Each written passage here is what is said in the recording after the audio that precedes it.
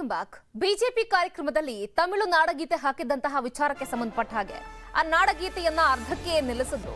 ಆ ವಿಚಾರವನ್ನ ಇಟ್ಕೊಂಡು ಇದೀಗ ತಮಿಳುನಾಡಿನ ಕಾಂಗ್ರೆಸ್ ಕಿಡಿಕಾರ್ತಾ ಇದ್ದಾರೆ ಅಣ್ಣಾಮಲೈ ವಿರುದ್ಧ. ಈಗಾಗಲೇ ತಮಿಳುನಾಡಿನ ಕಾಂಗ್ರೆಸ್ನವರು ಅಣ್ಣಾಮಲೈ ವಿರುದ್ಧ ಬಹಳ ದೊಡ್ಡ ಮಟ್ಟದಲ್ಲೇ ಕಿಡಿಕಾರ್ತಾ ಇದ್ದಾರೆ. ಸೊ ಯಾಕೆ ಈ ರೀತಿಯಾಗಿ ಮಾಡಿದ್ರಿ ಅಂತ ತಮಿಳುನಾಡು ಗೀತೆಯನ್ನ ಅರ್ಧಕ್ಕೆ ನಿಲ್ಲಿಸಿದ್ರು ಈಶ್ವರಪ್ಪನವರು. ತಮಿಳು ಗೀತೆಯನ್ನ ನಿಲ್ಲಿಸಿ ಕನ್ನಡ ನಾಡಗೀತೆಯನ್ನ ಹಾಕೋದಕ್ಕೆ ಹೇಳ್ತಾರೆ.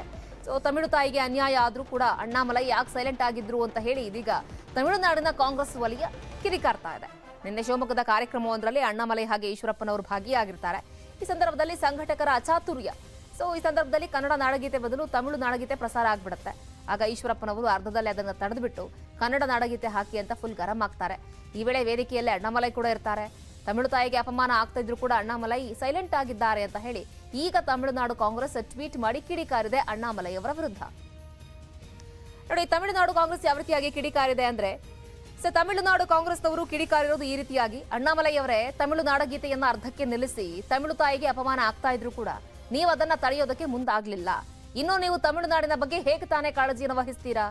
ನೀವು ಹೆಮ್ಮೆಯ ಕನ್ನಡಿಗರಾಗಿ ಏನಾದ್ರೂ ಬದಲಾದ್ರಾ ಅಂತ ಹೇಳಿ ಇಷ್ಟುದ್ದ ಪ್ರಶ್ನೆಗಳನ್ನ ತಮಿಳುನಾಡಿನ ಕಾಂಗ್ರೆಸ್ನ ಮುಖಂಡರು ಕೇಳಿದ್ದಾರೆ.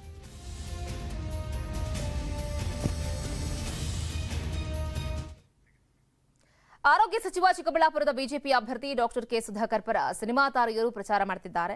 ನಿನ್ನೆ ಭುವನ್ ಪೊನ್ನಣ್ಣ, ಹರ್ಷಿಕಾ ಪೂರ್ಣಚ್ಚ, ದಿವ್ಯಾ ಉರುಡುಗ ಪ್ರಚಾರವನ್ನ ನಡೆಸಿದ್ರು. ಇವತ್ತು ಖ್ಯಾತ ನಟ ದಿಗಂತ ಹಾಗೆ ಅನುಪ್ರಭಾಕರ್ ಅವರು ಪ್ರಚಾರವನ್ನ ಮಾಡಿದ್ರು. ಮಂಚನ್ ಮೇಲೆ ಮುಷ್ಟೂರು ವಾಪ್ಸಂದ್ರದಲ್ಲಿ ಮನೆ ಮನೆಗೆ ತೆರಳಿ ಸುಧಾಕರ್ಗೆ ಮತ ನೀಡಿ ಅಂತ ಹೇಳಿ ಮನವಿಯನ್ನು ಕೂಡ ಮಾಡಿಕೊಂಡಿದ್ದಾರೆ.